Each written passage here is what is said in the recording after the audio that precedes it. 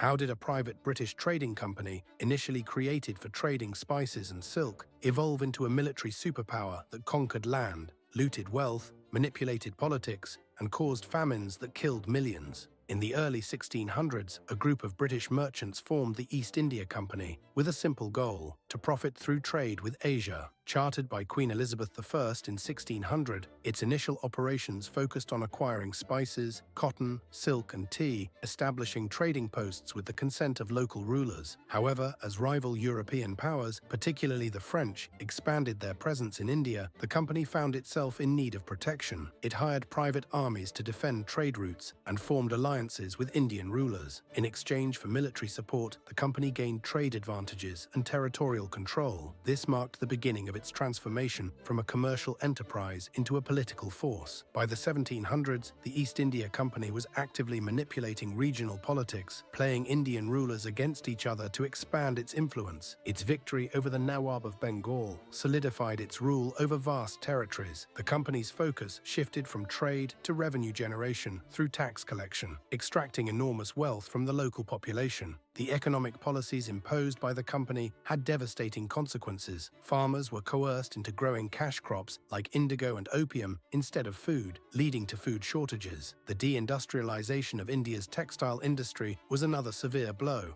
as it was deliberately suppressed to favor British manufacturers. These disruptions, combined with oppressive taxation, contributed to the catastrophic famine of 1770, which claimed an estimated 10 million lives. By the 19th century, widespread outrage over the company's abuses fueled calls for reform. The tipping point came with the brutal uprising in 1857, known as the Indian Rebellion. In response, the British government dissolved the East India Company, bringing India directly under Crown rule. What began as a trading venture ended as an imperial conquest. The East India Company was not just a business entity, it became an instrument of colonial domination, leaving a lasting legacy marked by exploitation and suffering.